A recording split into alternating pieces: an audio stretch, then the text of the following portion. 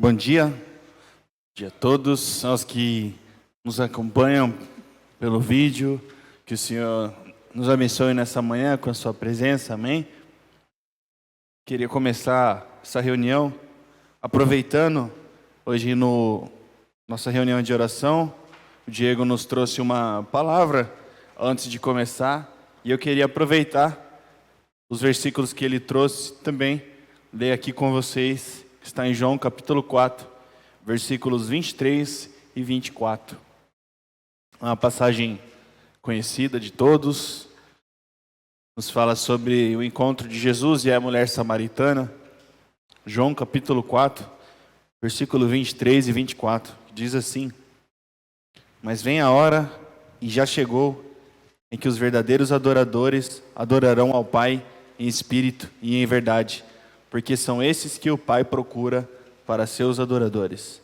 Deus é espírito, e é necessário que os seus adoradores o adorem em espírito e em verdade. Amém? Que o Senhor possa encontrar em nós verdadeiros adoradores nessa manhã. E no momento que nós cantarmos canções, levantarmos nossas mãos, trazermos nossas ofertas, nós possamos estar adorando ao Pai em espírito e em verdade. Amém? Feche seus olhos, vamos orar. Pai, nós te agradecemos por essa manhã, por essa reunião, Pai, que se inicia. Nós queremos engrandecer o Teu nome, Pai. Nós queremos Te dar graças, porque nós estamos aqui, Senhor Deus, em Tua presença. E nós estamos aqui para Te adorar, Senhor Deus, porque esse é o nosso prazer. Senhor Deus, que o Teu povo possa ouvir a Tua voz nessa manhã, através das canções, através da palavra, que o terreno, Senhor Deus, possa estar preparado para a Tua palavra, Senhor Deus, que é ministrada, para as canções que Te adoram, e que nós saiamos, Senhor Deus, daqui transformados, e não da mesma forma que nós entramos, mas que o Senhor possa nos transformar nessa manhã, mais uma vez, Pai. Em nome de Jesus, nós oramos, agradecidos. Amém. Amém. Primeira canção, Reina em Mim.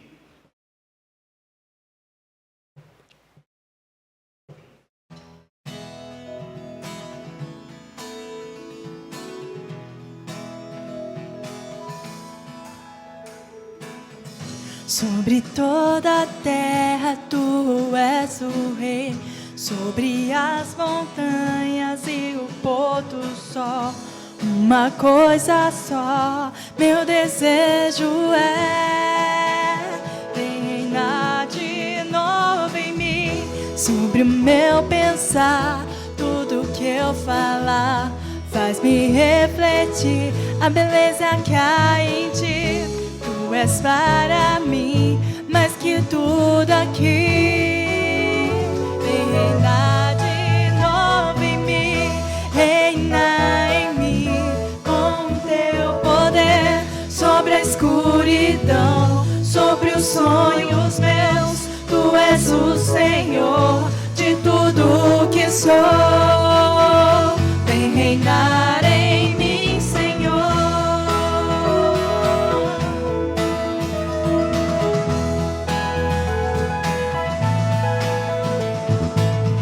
Sobre o meu pensar, tudo que eu falar, faz-me refletir a beleza que há em ti. Tu és para mim mais que tudo aqui. Vem reinar de novo em mim, reina em mim com teu poder. Sobre a escuridão, sobre os sonhos meus, tu és o Senhor de tudo que sou. Vem reinar em mim, Senhor, reina em mim com o teu poder. Sobre a escuridão, sobre os sonhos meus, tu és o Senhor de tudo que sou. Vem reinar em mim, Senhor.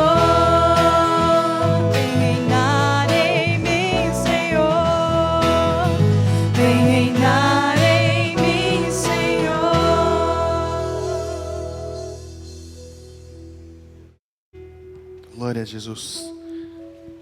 Próxima canção, Te Adorar é o Meu Prazer.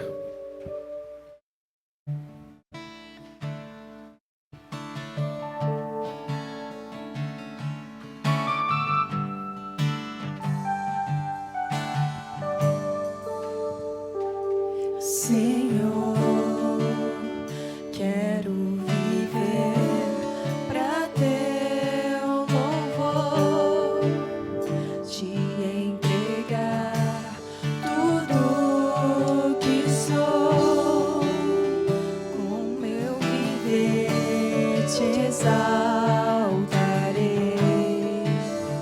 amado Rei dos Reis, Senhor.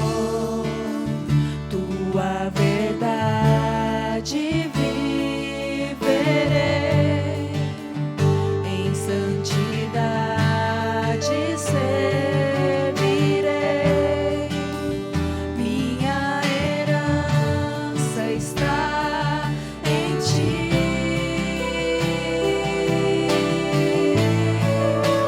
Te adorar, Senhor, é o meu prazer. Te entronizar, Senhor, te bendizer. Minha paixão está em ti. Meu coração está em ti. Te adorar, Senhor, é o meu prazer. Te entronizar, Senhor, te bendizer. Minha paixão está em ti. Meu coração está em ti. Senhor, quero viver pra teu louvor, te entregar tudo que sou, com meu viver te exaltarei, amado Rei dos Reis, Senhor. Tua verdade viverei, em santidade servirei. Minha herança Está em ti. te adorar, Senhor, te adorar, Senhor, É o meu prazer. Te entronizar, Senhor, te bendizer. Minha paixão está em ti. Meu coração está em ti. te adorar, Senhor, É o meu prazer. te entronizar, Senhor, te bendizer. Minha paixão está em ti. Meu coração está em ti.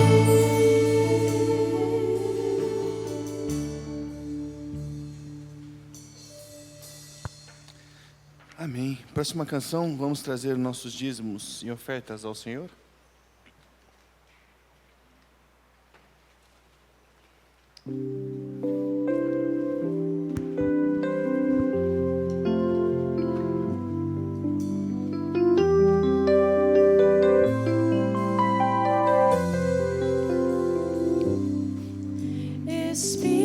Espírito, enche a minha vida, enche-me com teu poder, pois em ti eu quero ser.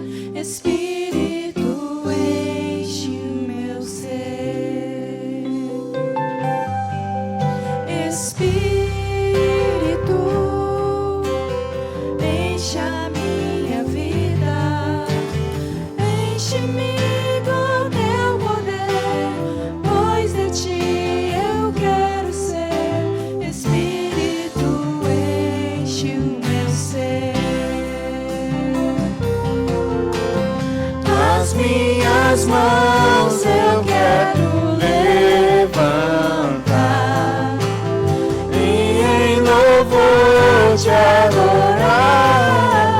Cante isso, se é verdade no seu coração. Teu coração Eu quero derramar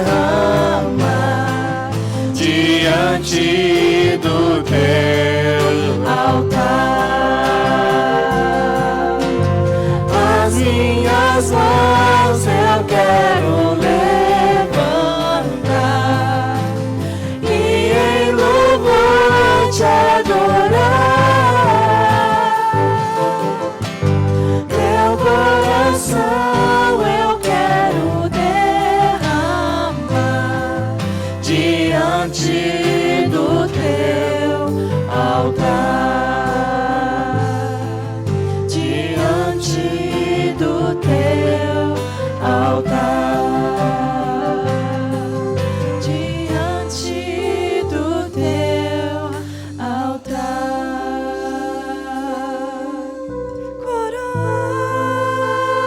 Coroamos a ti, ó Rei Jesus. Coroamos a ti, ó Rei Jesus. Adoramos o teu nome. Adoramos o teu nome. Nos rendemos aos teus pés. Consagramos todo o nosso ser a ti. Senhor, nós queremos te agradecer pelas ofertas que foram levantadas, ó Pai. Que essas ofertas elas possam ser usadas, Senhor Deus, para que o teu reino avance, que a tua palavra seja pregada, que a tua mensagem ela possa chegar àqueles que ainda não te conhecem, Senhor Deus, para que haja salvação. Senhor, todas essas ofertas possam ser utilizadas da melhor forma, segundo a tua vontade, Pai. Abençoe a tua liderança, Senhor Deus, a sua casa, essa casa, Senhor Deus, que te adora e que te adora em espírito e em verdade, Pai. Que todas as ofertas, Pai, elas possam ser uma porção daquilo que o Senhor nos deu, Pai. Que o Senhor abençoe a cada um, Senhor Deus, que ofertou e também aqueles que não podem ofertar. Não deixe faltar nos lares, Senhor Deus, abençoe as suas casas. Faça prosperar os seus lares, Pai. Em nome de Jesus é que nós pedimos e te agradecemos. Ao único que é digno de receber a honra e a glória, a força e o poder, ao Rei eterno, imortal, invisível, mas real, a Ele ministramos o louvor. Ao único que é Digno de receber a honra e a glória, a força e o poder, ao Rei eterno, imortal, invisível, mas real, a Ele ministramos o louvor. Coroamos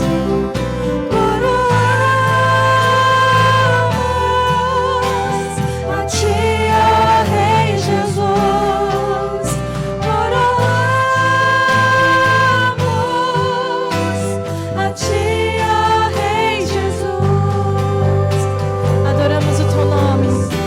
Adoramos o teu nome. Nos rendemos aos teus pés.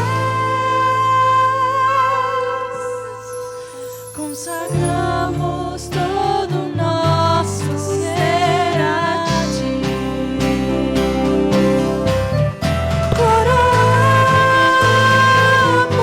Coroamos a ti, ó Rei Jesus. Coroamos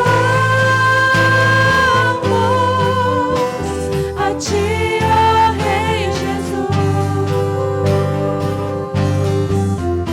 Adoramos o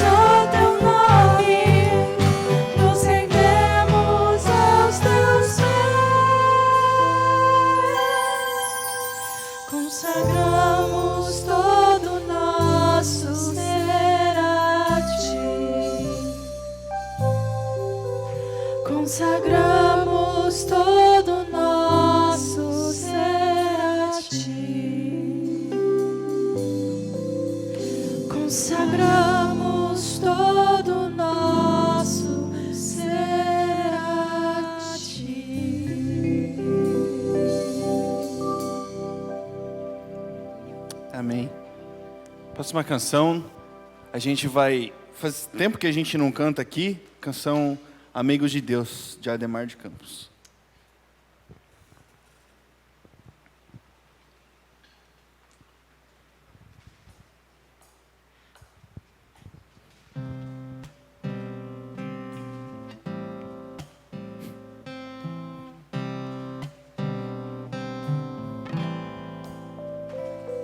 Não existe nada melhor do que ser amigo de Deus, caminhar seguro na luz, desfrutar do seu amor, ter a paz no coração, viver sempre em comunhão e assim perceber a grandeza do poder de Jesus, meu bom pastor.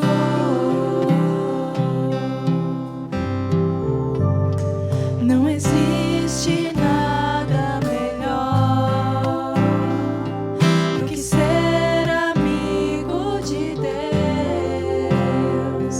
caminhar seguro na luz, desfrutar do seu amor, ter a paz no coração, viver sempre em comunhão e assim perceber a grandeza do poder de Jesus, meu bom pastor.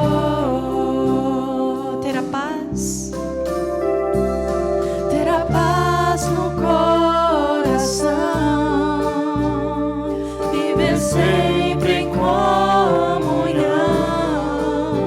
e assim perceber a grandeza do poder de Jesus, meu bom pastor, de Jesus, meu bom pastor.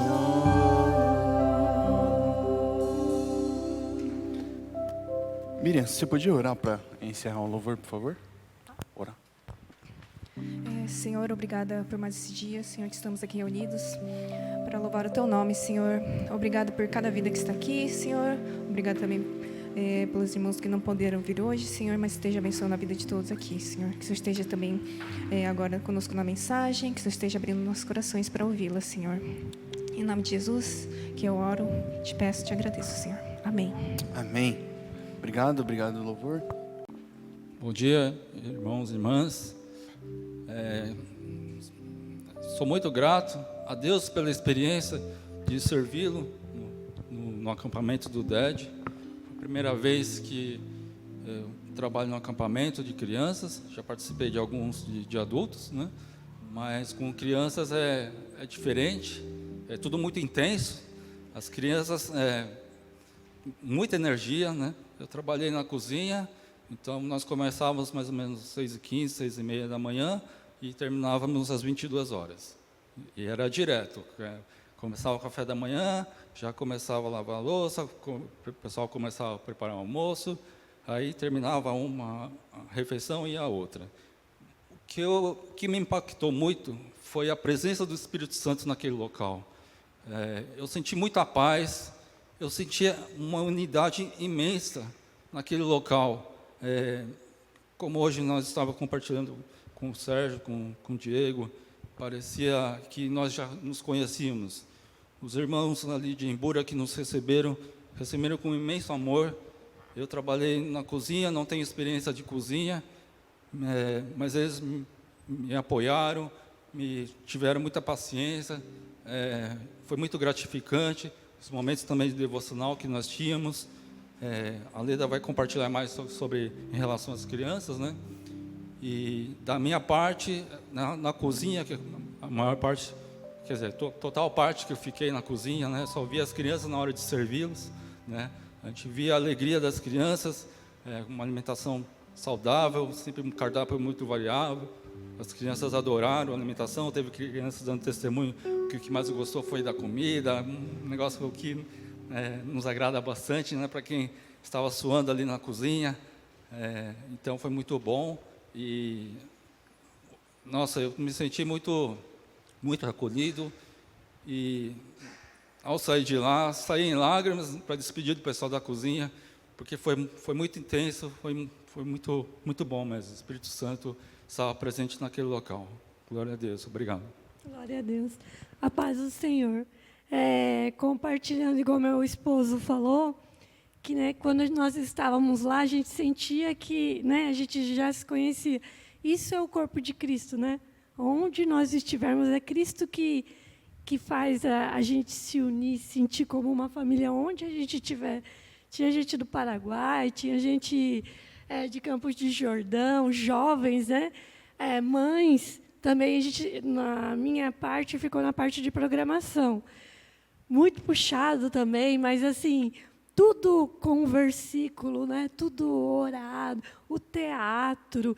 Eles fizeram, as crianças, cookies, fizeram um artesanato, tudo tinha a ver com a palavra, né? O louvor. Então, um quebra-cabeça de Deus, né? Que Deus une. E ver as crianças ali orando, compartilhando a palavra, né? A gente fez o livro Sem Palavras, fizemos chaveiros, e chegar no final você vê uns pequenininhos assim, abrindo a palavra e pregando, né, para os irmãos que estavam ali. É maravilhoso. Nosso Deus é poderoso. E pensando que muitas pessoas nesses dias, né, estavam se entregando, né, à luxúria, né? Quanto roubo, quanto a morte, quanta coisa ruim no carnaval, né? E nós estávamos ali separados, né? Cansados, mas felizes, né? Compartilhando, falando assim, estamos servindo a Deus. E o mais feliz para mim, porque estava o meu marido, estava o meu filho, né? Onde olhava eu, falar assim, a nossa casa ali, né? Servindo ao Senhor. Muito obrigada à igreja e aos irmãos também pela oração e por nos ajudar. Amém? Amém. Glória a Deus. Obrigado, Leda, Ricardo, pelo testemunho. Que bênção é poder... Pode deixar aqui em cima, por favor. Você dizer que eu e minha casa estamos servindo ao Senhor. Acho que não tem nada mais gratificante. Não existe uma alegria maior do que você dizer que a sua casa está servindo ao Senhor. Porque essa é a nossa meta de vida, né? Então, que bom poder escutar esse testemunho. Quem serviu no DED sabe como não é fácil. Eu me lembro até hoje, o DED para mim é inesquecível, porque a gente viveu muita coisa boa, mas justo na minha vez, teve uma virose, e eu achei que eu ia morrer, né? Então, eu achei de verdade que eu ia morrer. Eu não acredito que eu trouxe esse testemunho também, quando eu voltei, mas eu fiquei desidratado, eu tinha tanta dor que eu falava, Deus, pode me levar hoje mesmo, eu acho que eu não vou aguentar. Então, as lutas são muito grandes enquanto você está servindo, porque a gente sabe que é um propósito maior, são as crianças que nós estamos servindo, né? Então, aquilo sempre tem um retorno, né? Um retorno, e a gente sabe que o inimigo não está feliz com as crianças, ele quer atacá-los, né? Então, glória a Deus pela vida dos irmãos que serviram no DED. E a gente sabe que a gente trava uma batalha espiritual. A gente está numa batalha espiritual em todos os momentos, né? Então, eu quero agradecer aos irmãos pelas orações, né? Pela recuperação do meu joelho. Eu acredito que ele não vai doer, né, durante esse momento, que hoje eu estou conseguindo caminhar, mas no dia seguinte eu não conseguia colocar o pé no chão, de tanta dor que estava, né? Eu já não tenho mais 18 anos e nem tenho mais 86 quilos, né? Eu tenho 94 quilos, estou com 30 anos. Então eu achei que eu ainda estava podendo fazer o que eu fazia com 18 anos. E eu corri, chutei e fui embora, né? Só que uma infelicidade no momento lá, eu perdi o tempo da bola, chutei o vento. E eu acredito que isso me fez piorar aí do joelho, mas foi bem legal, graças a Deus. E estou me recuperando, né? Hoje ele já não dói mais, tinha movimento que eu não conseguia fazer, esticar. Graças às orações dos irmãos, eu estou bem melhor. Eu estou agradecido pelas orações. Também o Diego mencionou hoje no culto de oração. E nós louvamos a Deus pelas orações dos irmãos. Continuem em oração pela vida do Sérgio, pela minha vida, pela vida do pastor. Como eu disse, a batalha ela é intensa. Essa noite foi muito difícil de dormir. Eu não consegui dormir. Foram 5 vezes que a gente acorda, pesadelos, ataques. E de verdade a gente mexe num reino espiritual. E a gente sabe que a gente vai ser atacado em todas as esferas. Então as orações são muito importantes, né? A gente tem aqui no fundo agora, a gente não sabe o que é, mas é uma coisa que não é normal, né? As pessoas que fazem um culto deles, não sei o que eles fazem no fundo, mas não é algo bom, né? O som e aquilo que eles fazem nos incomoda um pouco. A gente tem orado pela conversão dos nossos vizinhos, pela conversão das pessoas que estão ao nosso redor, porque nós sabemos que nós estamos travando uma batalha espiritual. Creio que cada um aqui tem a batalha espiritual, né? Mas a gente tem que se ajudar em oração. Então eu conto com a oração dos irmãos também. Amém? Então, antes da gente orar, eu queria começar lendo o texto. Continuar o capítulo 14 de Lucas. E nós vamos ler do versículo 25 até o 35. Convido os irmãos a estar abrindo as suas Bíblias em Lucas capítulo 14, versículo 25 até o 35.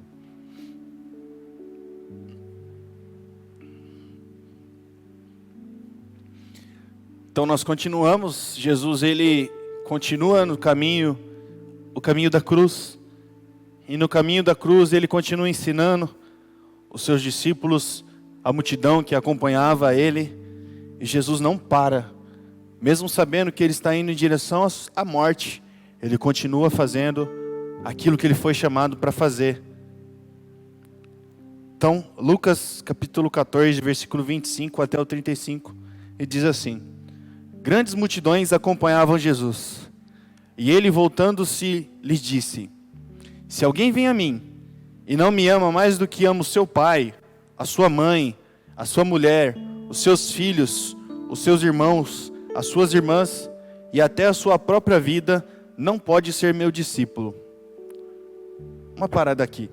Alguém tem uma versão que diz odiar? Alguém tem uma versão aí? Que diz, se alguém vem a mim e não odiar. Alguém tem essa versão? Existe uma versão que diz, se alguém vem a mim e não odeia o seu pai ou a sua mãe, ou a sua mulher e seus filhos, ele não é digno de mim. E a gente vai chegar lá na frente e a gente vai conversar sobre isso. Mas aqui diz, se não me ama mais do que ama o seu pai e a sua mãe e a sua mulher, né? Então, versículo 27, e quem não tomar a sua cruz e vier após mim, não pode ser meu discípulo, pois qual de vocês, pretendendo construir uma torre, não se assenta primeiro para calcular a despesa e verificar se tem meios para concluir? Para não acontecer que, tendo lançado os alicerces e não podendo terminar a construção, todos que a virem zombem dele, dizendo, este homem começou a construir e não pôde acabar. Ou qual é o rei que, indo combater outro rei, não se assenta primeiro para calcular se com 10.000 homens poderá enfrentar o que vem contra ele com 20.000? Caso contrário, estando o outro ainda longe, envia-lhe uma embaixada pedindo condições de paz. Assim, pois, qualquer um de vocês que não renuncia a tudo que tem, não pode ser o meu discípulo. Versículo 34. O sal é certamente bom, mas se o sal se tornar insípido, como lhe restaurar o sabor? Não presta mais nem para a terra, nem para o monte de estrume, lançando-no fora, Quem tem ouvidos para ouvir, ouça até aqui. Pai, eu te louvo, Senhor Deus, pela tua palavra, que o Senhor está ministrando no nosso coração nessa manhã. Abre os nossos ouvidos, os nossos olhos, para aquilo que a tua palavra quer nos ensinar, Senhor. Nós estamos aqui e nós precisamos ser ouvidos. Nós precisamos ter os ouvidos atentos ao Senhor, na verdade, Pai. Que o Senhor possa falar ao nosso coração. Ministra-nos, Senhor Deus, nessa manhã. E transforma-nos, ó Pai, através da tua palavra, que é poderosa para transformar as vidas. Obrigado, Senhor Deus, pela oportunidade de estarmos aqui na tua casa, louvando e engrandecendo o seu nome, em nome de Jesus. Amém. Amém. O texto áureo que eu escolhi para essa manhã é o versículo 33 de Lucas 14, que diz assim: todo aquele destes vós que não renuncia a tudo quanto possui, não pode ser o meu discípulo. Hoje nós veremos que Jesus ele tem uma lição para nos ensinar. E ele falará a respeito do custo que é seguir a ele, o custo do discipulado. Então, Jesus ele nos convida a fazer parte do discipulado. Só que para você fazer parte disso existe um custo. E não é um custo barato. Tem um preço a ser pago, né? Então, Jesus ele traz duas parábolas para dizer algo que ele conclui. Vocês precisam estudar, vocês precisam avaliar. Vocês realmente querem me seguir? Porque vai existir um custo. E o custo é largar tudo por amor a mim. Amém? Então, me recordo que um ano antes de eu ir para o Japão, isso em meados de 2016, eu fiz um propósito com Deus e eu fiz uma escolha. Eu fiz um jejum de 2016 até 2017. E o jejum que eu fiz foi me abster de carne vermelha. Eu não poderia comer carne durante um ano. E eu comecei isso em 2016 com foco em 2017, que aí a gente ia viajar para o Japão. E para quem me conhece, sabe que eu gosto de um churrasco. E eu nunca recebi tantos convites e nunca houve tantos churrascos na minha casa quanto 2016. Era nítido que tinham muitos churrascos e eu era convidado e aquele cheiro acabava comigo, porque eu não podia participar. Ninguém sabia, né? Apesar da minha família saber, porque eles perguntavam, mas eu decidi abrir mão daquilo para ter mais uma intimidade maior com Deus, para que eu possa escutar a voz de Deus naquele período. E foi um momento que eu passei por muitas provas, né? Eu fui muito tentado a comer a carne, né? Que é algo que eu gosto. E naquele período eu fiquei sem comer carne e aquilo me custou muito, porque eu gosto disso, né? Então, tinha vezes que eu não tinha outra coisa para comer, eu comia arroz, feijão e ovo, né? Que eu também gosto muito, mas nada se compara. Então, durante aquele período eu fiquei sem comer a carne vermelha e aquilo me custou muito, né? Eu sabia que a gente estaria em missão quando a gente fosse para o Japão e eu queria me aproximar mais de Deus e mostrar para minha carne que quem manda no meu corpo é Deus, não sou eu, né? Então, graças a Deus, tudo deu certo até certo ponto, porque eu lembro que no finalzinho ali no estágio, né, estágio final do meu jejum, se aproximando ali da nossa viagem, isso já em 2017, chegando perto de outubro, um belo dia eu estou, agora não me recordo aonde, né, se eu falar eu estou enganado, mas eu sei que eu estava almoçando e eu estou comendo, nossa, que carne gostosa, aí eu parei assim, eu estou comendo carne vermelha, eu não acredito, e eu quebrei meu jejum ali, que eu tinha feito com Deus, e aí eu comi a carne vermelha, sem eu perceber. Deus sabia do meu coração, não tinha feito de propósito, mas graças a Deus estava chegando perto do fim do jejum, e aí eu entreguei o jejum, né, e aí eu nunca comi tanta carne também depois daquele dia, eu comi muita carne, eu comi muito churrasco, mas foi muito bom, eu me aproximei muito de Deus e aquilo foi para mim, teve muito benefício, né? Então, logo depois teve o casamento do meu irmão e no casamento do meu irmão era churrasco. E aí eu falei, É hoje. Fomos para o Japão, também a gente foi no Yakiniku, então eu pude me deliciar, né? Então, a minha escolha, ela me custou muito. Então, eu fiquei muitos dias sem comer carne, mas aquilo foi algo que eu decidi por mim de fazer uma entrega. E eu pude escutar a voz de Deus durante aquele período, né, de renúncia. E se nós olharmos para nós e nós vermos o que nós mais gostamos de fazer, o que nós mais amamos, é o nosso cônjuge, é a nossa família, é aquilo que nós comemos, é aquilo que nós temos, são os nossos bens. O que é muito importante para nós? E se um dia Jesus chegar para você e falar assim: Ricardo, me dá o seu bem mais precioso, mostra que você me ama. Abraão, me dá o seu filho, mostra o seu amor por mim. Será que a gente está disposto a entregar o nosso próprio filho por amor a Deus? Será que a gente tem algo tão importante para nós que a gente fala: não, se Deus, Ele me pedir, eu vou entregar. Se Deus me pedir essa coisa, eu vou entregar. Porque o amor que eu tenho por Ele é bem maior do que aquilo que eu posso ter. É uma retórica. Pensa naquilo que você mais ama. Se Deus te pedir hoje: ó, se você quer me seguir, você precisa deixar isso. Aquele, se vier a mim, se alguém vem a mim e não me ama mais do que ama o seu pai, ou a sua mãe, a sua mulher, os seus filhos, os seus irmãos, as suas irmãs e até a sua própria vida, ele não pode ser o meu discípulo. Uau! Por que Jesus ele usa pessoas e algo tão importante, a nossa vida, para dizer: você precisa renunciar tudo para me seguir? E a pergunta que fica é: será que nós estamos calculando aquilo que nós falamos tanto, queremos servir a Cristo? Será que nós colocamos na balança o que nós devemos entregar? Hoje a gente tem escutado as pessoas pregarem um evangelho tão vendido, um evangelho tão barato.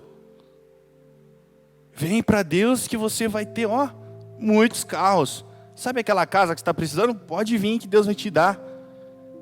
Sabe aquele emprego que você tanto quer? Deus vai te dar. Opa, peraí. Jesus não fala isso aqui. Jesus fala assim: se você ama mais o seu pai, a sua mãe, o seu emprego, a sua casa, o seu carro, a tua vida mais do que ama a mim, você não é digno de mim. Não, Jesus não está nos prometendo uma casa nova não, irmãos. Jesus não está prometendo para nós um celular novo. Jesus não está prometendo para nós um computador novo, não. Deus não está prometendo para nós um carro novo, um carro do ano. Não. Deus não está prometendo para nós terras.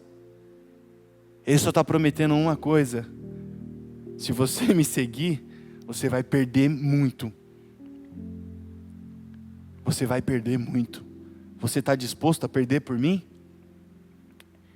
É isso que Jesus está querendo nos ensinar. E hoje eu não vim falar sobre uma coisa que nós vamos ganhar, não. Eu vim falar sobre o preço do discipulado. E o preço do discipulado é isso: o quanto nós estamos dispostos a deixar por amor a Cristo. Até que ponto nós estamos prontos para renunciar, nós ou aquilo que amamos ou possuímos por amor a Deus? Qual o custo de seguir a Cristo? Então, em meio a tantas mensagens desse evangelho barato, nós aprendemos que existe um custo para o discipulado. E não é algo barato, é algo caro. Jesus ele nos convida a sermos os seus discípulos, mas ele nos convida para renunciar à nossa própria vida. Então ele está dizendo qual que é o preço do discipulado. E essa é a pergunta que nós devemos responder. E fica para nós pensarmos: até que ponto nós iremos, qual é a nossa renúncia, o que é aquilo que nós amamos e possuímos, que nós podemos entregar por amor a Deus? Qual é o custo de seguir a Cristo? Será que nós estamos vivendo o verdadeiro evangelho? Será? Jesus está nos perguntando nessa manhã. Qual é o custo? Nós como cristãos, nós temos um anseio muito grande e nós temos um amor pelas pessoas que nos rodeiam, os nossos irmãos, a nossa família. Nós queremos que as pessoas elas sigam a Cristo. E nós vamos até ela e nós falamos milhares de coisas para elas tão boas, a ponto de nós queremos persuadir elas de virem a Cristo, porque nós queremos que eles sejam salvos. Então nós temos essa preocupação com os nossos entes queridos, nossos amigos, aqueles que ainda não conhecem a Cristo. E nós vamos fazer de tudo para ganhá-los para Cristo. Então nós vamos implorar, né? Nós daremos a eles todos os motivos e promessas para que eles possam acreditar, olha, seguir a Cristo vale muito. Isso é tudo muito bom. E que a gente tenha esse desejo realmente de falar para as pessoas do amor de Cristo. Então, só que quando a gente olha para Jesus, nós nos esquecemos que quando Jesus ele chama as pessoas para vir até Ele, Ele faz de maneira diferente da forma que a gente faz. Quando Jesus ele chama, Ele fala assim, o que você está disposto a deixar? A gente, de certa forma, a gente quer tornar o caminho mais fácil. A gente quer fazer, não, pode vir. Vem que a gente te ajuda. Mas Jesus ele não disse isso. Quando Jesus ele chamou as pessoas para si, para o discipulado, as pessoas chegavam até Ele, e aqui no começo diz, grandes multidões acompanhavam Jesus. Grandes multidões. E quando eles chegavam até Jesus, Jesus falava assim, espera um pouco, pense bem nisso. É isso que você quer? É realmente isso? Antes mesmo de vocês virem até mim, você não acha que deveria parar e pelo menos fazer essas perguntas? Quanto isso me custará? O que realmente significa se eu seguir a Jesus? O que isso significa, seguir a Jesus? Qual será o preço se eu declarar o meu compromisso com você, Jesus? É isso que Jesus está fazendo. Ele nos dá um alerta. Todos que vêm a mim, todos aqueles que vierem até mim, procurando um abrigo ou proteção, eu estou alertando vocês. Existe um preço. E deixa eu te dizer quanto custa e qual é o preço para você seguir a Jesus. Você tem que estar disposto a deixar a sua família. Você tem que estar disposto a deixar tudo que você ama por amor de Cristo. Senão você não pode ser o discípulo de Cristo. E aí a pergunta que fica é, quantas pessoas você tem escutado, né? Aqui nós pregamos a palavra, aqui a Imel Camp não passa por isso. E eu falo isso não estou brincando ou fazendo algum sarcasmo, porque glória a Deus que Deus ele tem abençoado essa igreja com palavras de homens que servem a Deus, mas as mensagens que vocês têm ouvido fora daqui, qual foi a última vez que você escutou alguém colocar isso numa pregação ou numa mensagem? Que a gente tem que deixar tudo por amor de Cristo. O evangelho barato é mais barato, as pessoas vão querer seguir a Cristo mais fácil. Eu não vou citar nomes, mas existe um pregador coaching, né? Que ele prega um evangelho tão barato. Você é a menina dos olhos de Deus. E ele fala que Jesus ele é muito importante, mas você é mais importante que Jesus. Espera aí, como assim? Vem para Cristo que você vai ter isso. Vem para Cristo que você vai ter aquilo. Calma aí. É realmente isso o evangelho? Jesus ele nos traz uma proposta diferente. E existe a versão, ontem em inglês, eu estava lendo uma versão em inglês, que estava assim, a palavra hate, que é odiar, né? Aborrecer. Então algumas traduções, elas trazem essa palavra aborrecer ou odiar o seu pai ou a sua mãe. E aí eu me perguntei, o que Jesus está querendo dizer com essa palavra? O que ele está me pedindo? Ele não fala que a gente tem que amar o nosso próximo? Ele não fala que a gente tem que amar a nossa esposa? Como assim Jesus está querendo que a gente odeie para seguir a Ele? Mas é aí que muitas vezes a gente tropeça, quando a gente tenta interpretar aquela palavra ou o significado, assim como nós fazemos no nosso dia a dia, na nossa cultura. Mas se nós olharmos lá no Antigo Testamento, em Gênesis capítulo 29, versículo 30 e 31, fala a respeito da história de Jacó. E Jacó, ele trabalhou 7 anos para sua amada, Raquel. Só que, depois que ele trabalhou 7 anos, ele recebeu Lia. Porque ele foi enganado pelo seu tio. E ele recebeu Lia. E ele falou: Labão, como assim? Eu trabalhei 7 anos pela Raquel, você me dá Lia? Não, se você quiser Raquel, você vai ter que trabalhar mais 7 anos. E Jacó falou: eu amo Raquel, eu vou trabalhar mais 7 anos pela Raquel. Se fosse ao contrário, será que Jacó ia trabalhar mais 7 anos? Ou ele ia pegar 7 anos e queimar o camelo e ir embora? E aí a palavra diz assim, Jacó amava mais Raquel do que amava Lia. E a mesma palavra que ele usa aqui: se alguém vem a mim e não me ama mais do que ama o seu pai, mais do que ama sua mãe, mais do que ama sua mulher, mais do que ama os seus filhos, não é digno de mim. Essa é a palavra, essa é a tradução correta que Jesus está dizendo aqui. Não é odiar, né? Então a palavra de Deus nos ensina que Deus, ele viu que Lia, ela não era amada, assim como a Raquel era amada, e Deus fez com que Lia concebesse. Aí está o ponto da mensagem. Deus, ele quer que nós amamos mais Ele do que nós amamos esses. Deus, ele quer o amor maior para Ele. Ele quer que eu ame mais a Ele depois de eu amar a minha esposa. Ele quer o primeiro lugar. Ele quer o trono do meu coração. E eu não consigo acreditar que Deus queira que nós venhamos a odiar os nossos pais e os irmãos, os nossos cônjuges. Não. Ele quer a nossa devoção a Ele. E essa devoção que ela supere a que nós temos pelos nossos entes queridos. É isso que Deus quer. E falando em devoção e entrega, quando Paulo foi chamado por Jesus, ele não recebeu uma promessa de vida cheia de alegrias. Paulo, ele sabia que aquela entrega ia lhe custar muito. E o seu chamado ao discipulado custou tudo que Paulo tinha. Ao aceitar a ser discípulo de Jesus, Paulo, ele perdeu todos os seus direitos. E se cumpriu sobre ele o que Jesus havia dito, lá em Atos capítulo 9, versículo 16. Pois eu mesmo vou mostrar a ele o quanto deve sofrer pelo meu nome.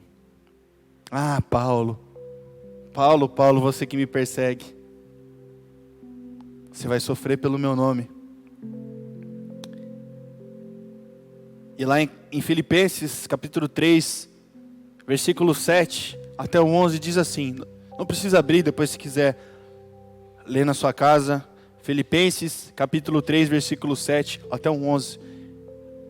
E Paulo, ele nomeia aquilo que ele abriu mão para ser discípulo de Jesus. Circuncidado no 8º dia de vida, pertencente ao povo de Israel, à tribo de Benjamim, hebreu dos hebreus, quanto à lei, fariseu. Quanto ao zelo, perseguidor da igreja, quanto à justiça que há na lei, irrepreensível. Contudo, o que para mim era lucro, passei a considerar como perda por causa de Cristo. Mais do que isso, considero tudo como perda, comparado à suprema grandeza do conhecimento de Cristo Jesus, o meu Senhor. Porque por quem perdi todas as coisas, eu as considero como esterco para poder ganhar Cristo Jesus. E ser encontrado nele, não tendo a minha própria justiça que procede da lei, mas a quem vem por meio da fé em Cristo, a justiça que procede de Deus e se baseia na fé. Eu quero conhecer a Cristo, o poder da ressurreição, a participação nos seus sofrimentos, tornando-me como Ele na sua morte, para que de alguma forma alcançar a ressurreição dentre os mortos. Olha só o que Paulo fala. Eu quero conhecer a Cristo, o poder da sua ressurreição e a participação dos seus sofrimentos. Ah, Paulo, você quer sofrer? Eu quero participar dos sofrimentos de Cristo. Puxa, Paulo abriu mão de tantas coisas. Ok, ele era perseguidor da igreja, mas para ele, antes de ser cristão, para ele era tudo. Eu preciso perseguir a igreja por conta da lei. Paulo encontrou algo muito maior, que ele pudesse trocar pela sua vida. Ao se tornar discípulo de Jesus, Paulo passou a ser perseguido, passou por diversas lutas, ele ficou sozinho, foi preso, ele pagou um alto preço pela sua escolha. A vida do discipulado, ela custa muita entrega. Custa muito. Custa muito.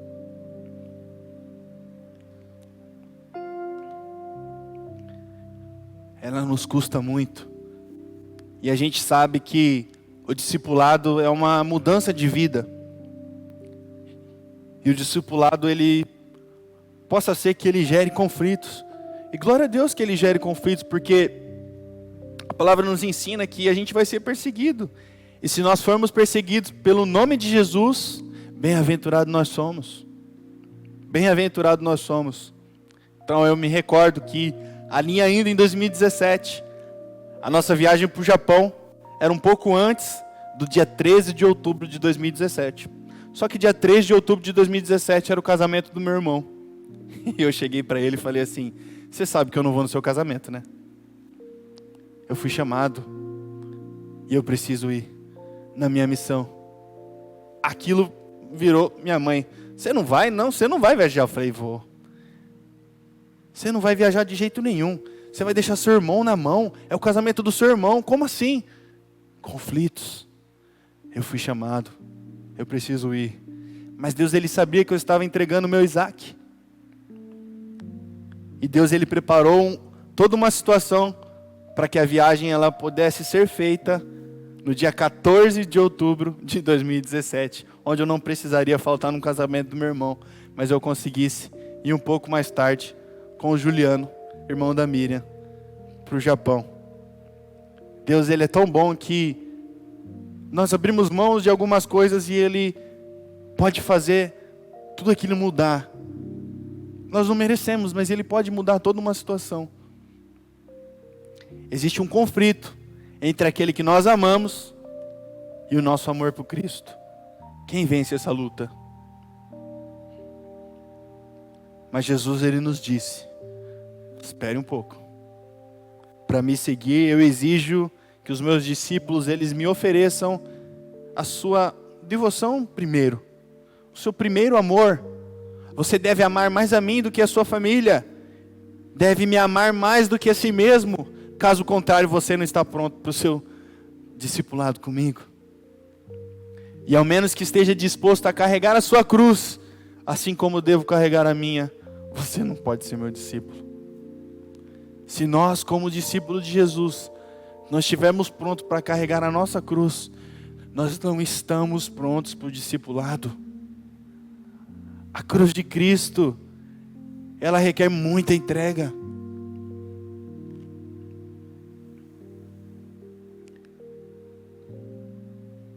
Assim, pois, qualquer um de vocês que não renuncia a tudo o que tem, não pode ser o meu discípulo. Uau! O que nós estamos dispostos a entregar a Cristo? Por amor a Ele. O que nós estamos dispostos a entregar a Cristo? Construções por fazer ou construções inacabadas. Jesus fala sobre isso. Daqueles que começaram a construir e não fizeram as contas antes, né? Quantas pessoas cujo caráter cristão não foi terminado de ser construído e que professam ser seguidores de Cristo, mas não são. Quem nunca passou por uma comunidade ou por construções inacabadas?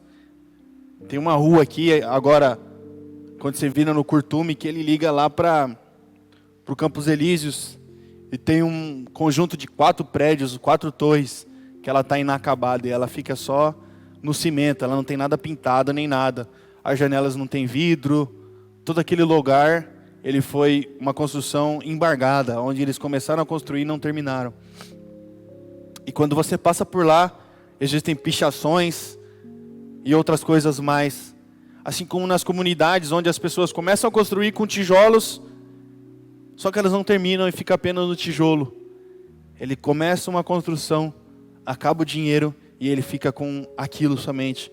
Não tem pintura, não tem reboco, muitas vezes não tem telhado, não tem encanamento, e fica por aquilo. Porque antes eles não pararam, não fizeram a conta de quanto aquilo ia custar para eles. Os prédios que foram embargados, muitas vezes fizeram as contas, não deu certo, não conseguiu pagar, parou por isso mesmo. E tantas pessoas começam os projetos e elas não conseguem terminar. E mais uma vez, quantas pessoas cujo caráter cristão não foi terminado de ser construído, que professam a fé em Cristo, mas elas não são cristãs? Quantas pessoas vocês conhecem que são assim? Olha ao seu redor, aos seus irmãos que não fazem mais parte da família de Cristo. Quantas pessoas sentaram nesses bancos aqui da igreja e hoje não fazem mais parte do corpo de Cristo? Essas pessoas, elas apenas nos mostram as suas falhas, suas fraquezas. Elas são pessoas com boas intenções. Elas fizeram algumas tentativas de seguir a Cristo, mas por envolver muita abnegação, renúncia, elas não foram capazes de chegar a esse ponto. Ficaram pelo caminho e não andam mais com Cristo. O verdadeiro discípulo, ele calcula o preço antes de começar. O povo que ficou no deserto, porque eles reclamaram, eles não calcularam o quanto ia custar sair do Egito para ir para a terra prometida, e eles ficaram no deserto. De milhares de pessoas que saíram, apenas 2 entraram na terra prometida, que eles não calcularam o preço de quanto aquilo ia custar para eles. Para muitas pessoas, isso tem sido motivo de vergonha. As pessoas começaram no Evangelho, fizeram parte das comunidades, vieram aos cultos dominicais, participaram do corpo de Cristo, mas hoje já não fazem mais parte. E digo mais, alguns são opositores da palavra de Deus e são motivos de vergonha. Deus nos ajude a caminhar até o fim, pois melhor nunca a gente ter começado a construir algo do que começar sem contar os custos e depois descobrir que a gente não tem o suficiente para terminar. Duras são essas palavras, mas necessárias. Devemos fazer o custo, calcular o preço do discipulado. Jesus, ele utiliza de outra parábola para falar sobre a mesma coisa. Decisões erradas podem custar a vida de muitas pessoas. Recentemente, eu não sei quem viu aqui, mas é bem provável que a maioria de vocês tenham visto, o presidente dos Estados Unidos, o presidente da Ucrânia e o vice-presidente dos Estados Unidos sentados em uma sala, conversando a respeito da Rússia, num tratado de paz. O poder que existe na mão desses homens e uma escolha incorreta pode custar a vida de muitas pessoas. Uma decisão, uma palavra incorreta, algo que um não goste mais que o outro, pode gerar uma guerra e uma terceira guerra mundial. Decisões incorretas, decisões erradas podem custar a vida de muitas pessoas. E na guerra, as decisões erradas, elas custaram a vida de muitas pessoas. E a história está aí para nos mostrar como isso aconteceu. O Japão, muito conhecido por nós, ele começou um ataque contra os Estados Unidos na Segunda Guerra Mundial, em Pearl Harbor. E aquilo custou a vida de milhares e milhares de japoneses. Depois do ataque dos Estados Unidos contra o Japão com a bomba Hiroshima e Nagasaki, aquilo ceifou a vida de muitos japoneses, por conta de escolhas erradas, sem pensar. A Alemanha, ela atacou a União Soviética no inverno. Justo no inverno. E hoje, por conta da história, nós sabemos que é um erro atacar a Rússia no inverno. Decisões erradas, sem pensar, custaram a vida de muitos. Jesus, ele utiliza duas ilustrações aqui da vida comum, desde a construção de um edifício até o travamento de uma guerra, para dizer àqueles que seriam os seus discípulos: espere só um minuto, façam as contas e perguntem a si mesmos: eu posso pagar esse preço? É isso que Jesus está nos dizendo, quando Ele compara essas coisas do nosso cotidiano. A gente pode pagar por isso? Será que a gente pode pagar? Eu escutei a história de uma moça que se dizia cristã, cujo nome eu não me recordo, e ela teve um bebê inesperado e foi até uma clínica de aborto. Isso não foi aqui, foi nos Estados Unidos. E no carro dela tinha um símbolo de um peixe, que é o símbolo do cristianismo. E quando ela chegou na clínica de aborto, aquela pessoa que ia fazer o aborto olhou para ela, olhou para o carro dela e falou assim: mas você está aqui para fazer o aborto? Ela falou sim. Aí ele falou: mas você não é cristã? Ela falou sim. Aí ele falou: mas como assim? Aí ela disse assim: sim, eu sei que eu vou fazer o aborto, mas Jesus vai me perdoar. Como assim? Bonhoeffer escreveu uma vez: a graça que custa muito é um tesouro escondido, no campo pelo qual as pessoas vão e vendem tudo o que elas têm com alegria. A graça que custa muito é o evangelho que deve ser buscado repetidas vezes, ido mais e mais e mais vezes deve ser buscado. O dom que deve ser pedido, a porta pela qual se deve bater. É esse o verdadeiro evangelho. Ela custa muito porque nos chama ao discipulado. É graça porque nos chama a seguir Jesus Cristo. Ela custa muito porque custa a vida das pessoas. É graça porque, em consequência, faz as pessoas viverem, e custa muito porque condena o pecado. É graça porque justifica o pecador. Sobretudo, a graça custa muito porque custou muito para um Deus. Porque custa para um Deus a vida do seu filho. A graça custa muito, a verdadeira graça. E porque nada custe muito para Deus, pode custar pouco para nós. Então Bonhoeffer, não sei se esse é o nome, a forma correta de escrever, de falar, mas Bonhoeffer distingue entre a graça barata e a graça que custa muito. Você é cristão e você vai fazer o aborto? Sim, porque Cristo vai me perdoar. Isso é graça barata. E está cheio de graça barata aí fora. O evangelho barato. Vem para Cristo. Está tudo bem. Não vai te custar nada, não. Não é Cristo que está ensinando essas coisas. Não. A graça barata, ela é uma graça que ignora a relação entre a graça e o discipulado, oferecendo perdão sem arrependimento, absolvição sem confissão de pecado, salvação sem a cruz ou vida transformada de Jesus. Essa graça, ela é vista como um passe para continuar vivendo no pecado sem transformação. Viva a sua vida no pecado sem transformação. Já a graça que custa muito, ela implica um discipulado verdadeiro, exige seguir a Cristo, considerar um sacrifício de Jesus e transformar a vida. A graça barata, ela é o inimigo da igreja, pois ela justifica o pecado sem mudar o pecado. A verdadeira graça, por outro lado, ela capacita o cristão a viver de acordo com a vontade de Deus. A verdadeira graça, ela capacita a gente a viver o verdadeiro evangelho. Essa é a verdadeira graça.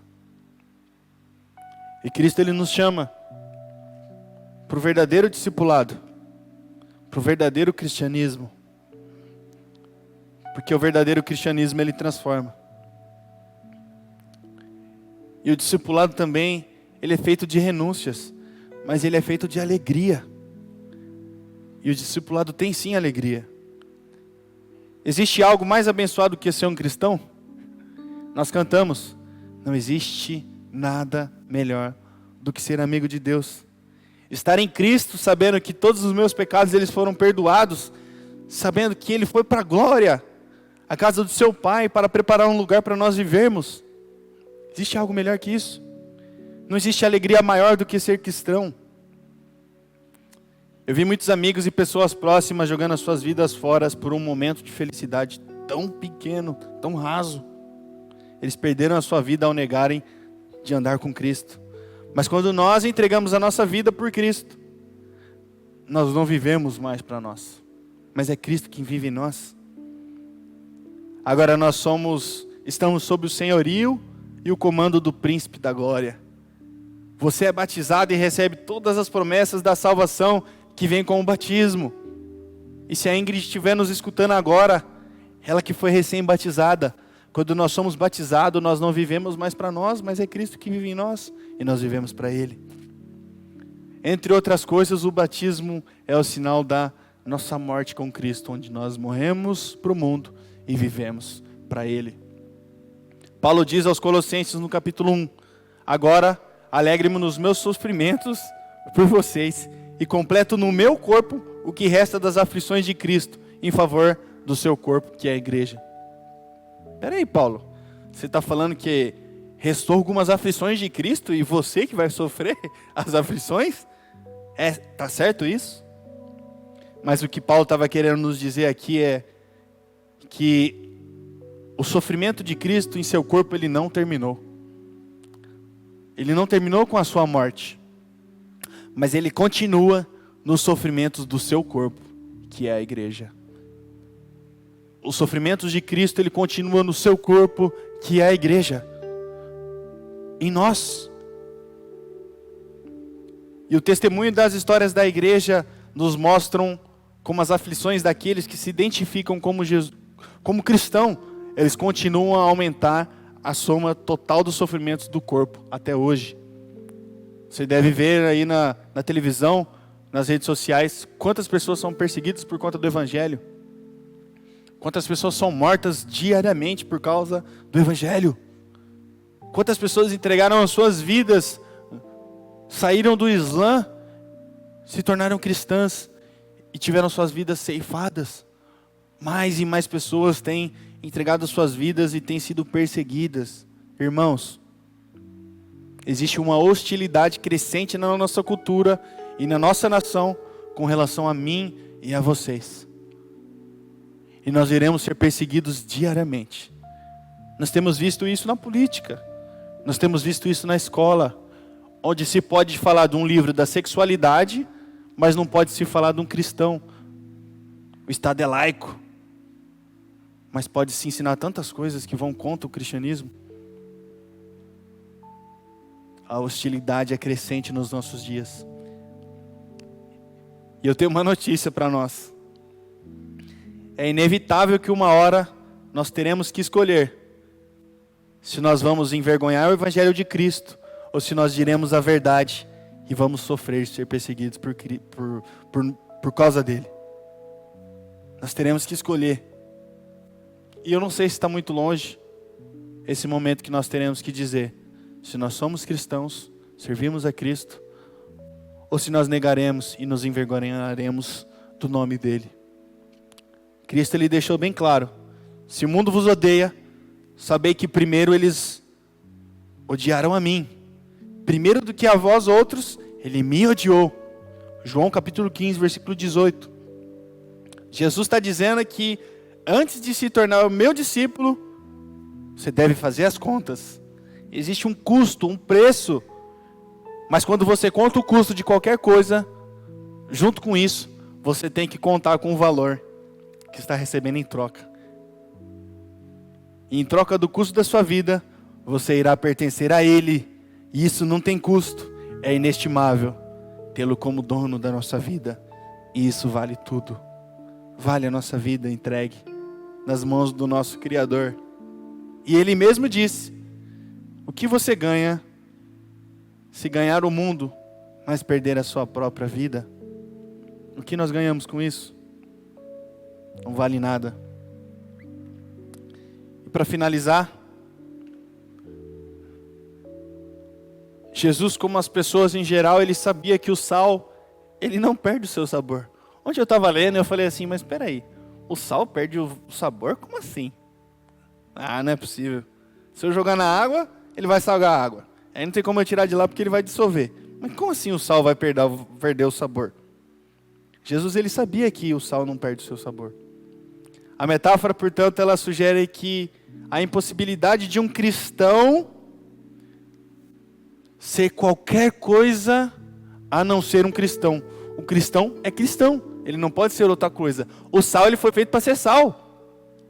O sal, ele não vai perder o sabor. Se ele perder o sabor, ele não é sal. O cristão, ele é cristão porque ele serve a Cristo. Ele segue aquilo que Cristo nos ensinou. Se o cristão não for isso, o cristão não é um cristão. Ele não é mais sal. Sabe qual que é a única forma do sal perder o valor? O sabor? Quando ele é misturado com outros tipos de sal, né? De outras substâncias. Aí sim ele vai perder o sabor. Quando ele se mistura com outras coisas que não é sal. Só assim ele vai perder o sabor. É isso que Jesus está nos ensinando. Cristão, você é cristão? Seja cristão. Você não nasceu para outra coisa, você nasceu para ser cristão. E os cristãos que não são salgados, não são de maneira alguma cristão. São mais inúteis que aqueles que nunca afirmaram seguir a Jesus em primeiro lugar. Então seja discípulo, seja sal. Não o sal para o mundo, o sal que perdeu o seu valor. Mas seja o sal de Cristo. Um sal que muda todo o sabor. Seja a diferença, seja o sal. E eu termino com a frase do Bonhoeffer, que diz assim: o discipulado, ele é de graça, mas ele lhe custará a sua vida. Curva a sua cabeça, feche seus olhos.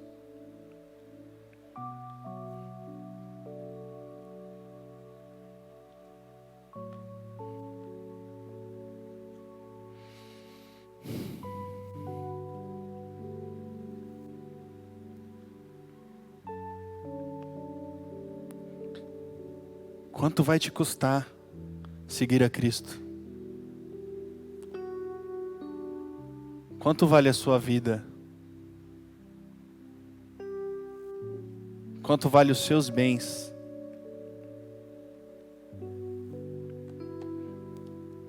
Você está disposto a deixar tudo para servir a Cristo?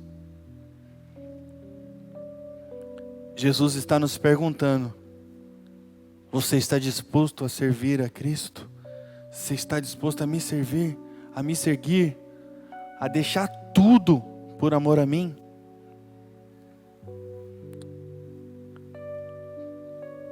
Paulo nos ensina que tudo que ele considerava como bom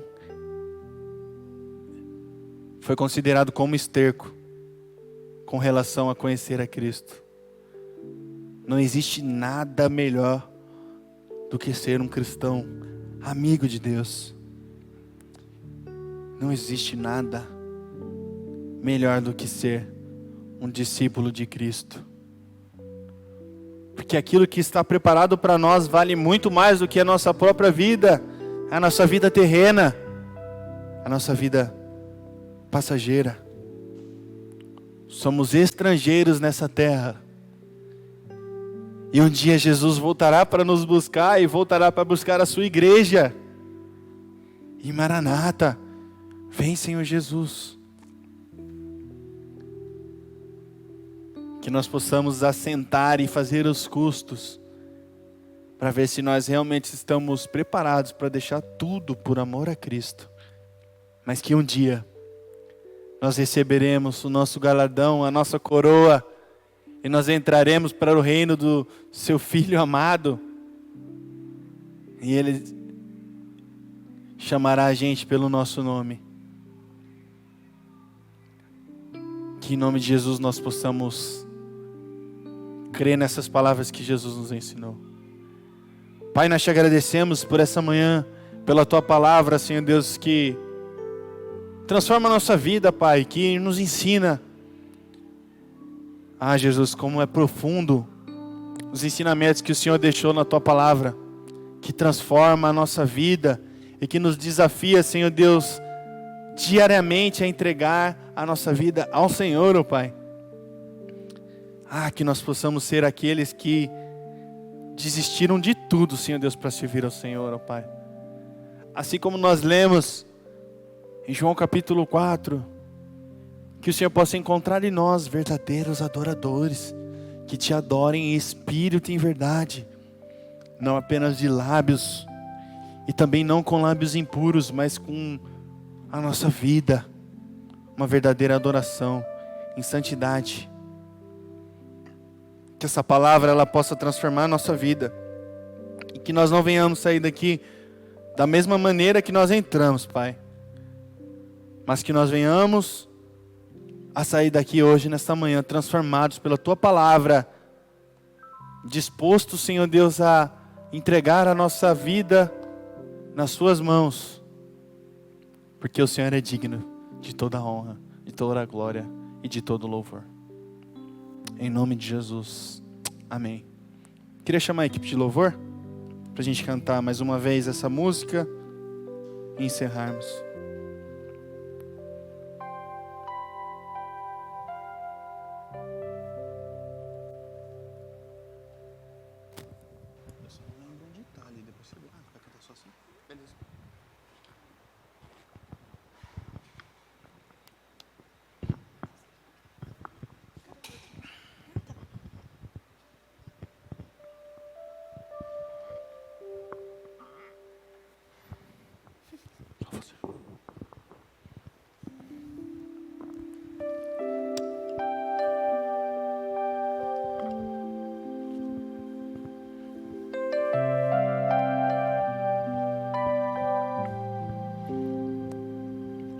Não existe nada melhor do que ser amigo de Deus, caminhar seguro na luz, desfrutar do seu amor, ter a paz no coração, viver sempre em comunhão e assim perceber a grandeza do poder de Jesus, meu bom pastor.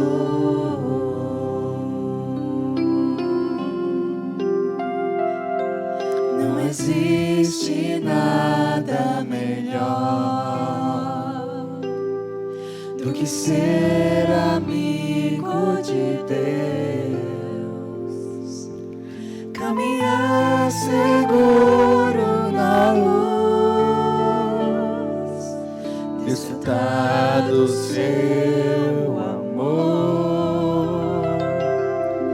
ter a paz no coração, viver sempre em comunhão e assim perceber